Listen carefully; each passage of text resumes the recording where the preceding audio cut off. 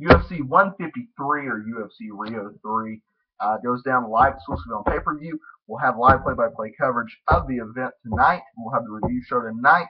It's a very, very packed weekend, y'all. We have a stacked card brought to you by the UFC at Zupa. Let's get into it, y'all. I'm a huge fan of UFC as always. I haven't done a lot of UFC videos on this channel, but this channel's blowing up, y'all. Want to thank y'all for that. Let's get into the card, y'all.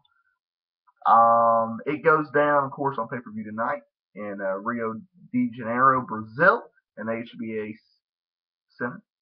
And now this card got picked apart with injuries. We're not going to get into prelim cards.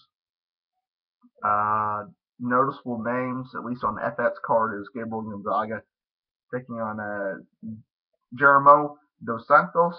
That'll be a pretty good heavyweight fight, like Gabriel Gonzaga.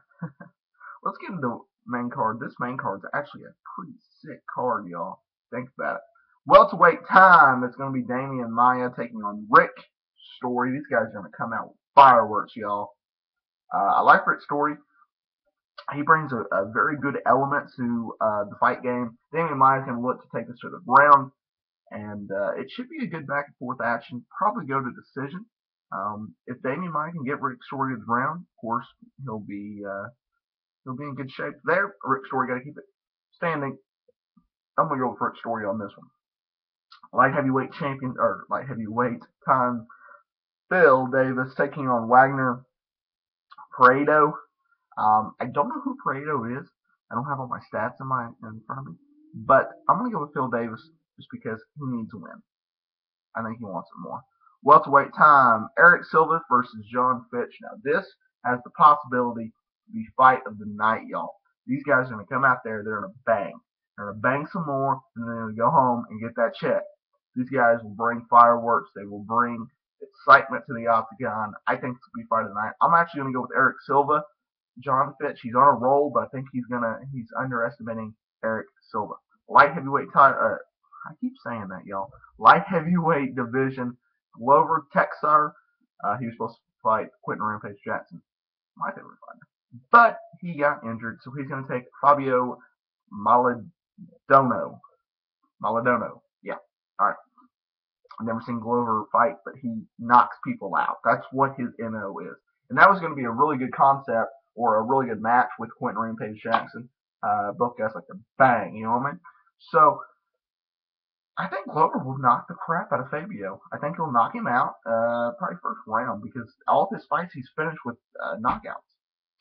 So, co-main event evening. Big Nog is back in the heavyweight division. Antonio Rodrigo Nogueira taking on Big Dave Herman. Woo! I'm ready for this one, y'all. Two big dudes going at it. They're going to be knocking the crap out of each other, and they're not going to go down. Of course, there will be a knockout in this one, I think. I'd be surprised. Antonio, he needs a win, and he got a chin. Dave Herman got just bricks in his hands, y'all. This should be a really good fight. I'll go with, I'm actually going to go with Dave Herman in this one. I think he'll get him. I don't know if he'll knock him out, but we'll see. And then in a light heavyweight division, Anderson Silva is back on pay-per-view. Back from UFC, 148, 149, when he took on Chael Sonnen. He's going to be taking on the underestimated, the underdog, and the very dangerous Stephan Bonnar. Now, this is the way I look at it, y'all. Anderson Silva has everything to lose. He has his reputation. He has his record. He has his undefeated streak. And he has the greatest of all time on the line. And what does Stephan Bonnar has on the line? Absolutely nothing. You have Anderson Silva, who has everything to lose. You have Stephan Bonnar, who has everything to gain. I'm going to pick Anderson Silva. I don't like Anderson Silva. I think he's the greatest. I don't like I think he's a cocky guy. When you are the greatest of all time, you should be. I just don't like it. So hopefully Stephan Bonnar can get this one done. He's never been knocked out. He's had great wars. He's been in the UFC since 2005 when him and Forrest Griffin launched the platform of The Ultimate Fighter and really grew the UFC into what it is today with that awesome fight, y'all. My opinion, the best fight of the UFC. So I'm hoping Stephan Bonner can get this done, because if he beats him, he's going to go down in the record books, and he could pretty much retire after this fight as the greatest of all time. No one's counting him. No one thinks he's going to beat Anderson Silva, so that's what makes it interesting. That's what makes it dangerous. I hope Stephan Bonner can go out there and go out and get a W. I really do like the guy. Uh, you know, his fight career is pretty much coming to a close, and a great way to end it with Anderson Silva, getting beat. But I do see Anderson Silva defeating Stephan Bonner. Just hope it doesn't happen. Anyway, y'all, MMA News 1, that will be the comments in the description for those links. We'll have live coverage. We'll have results after on the YouTube channel. So hit that subscribe button. UFC 153 prediction show.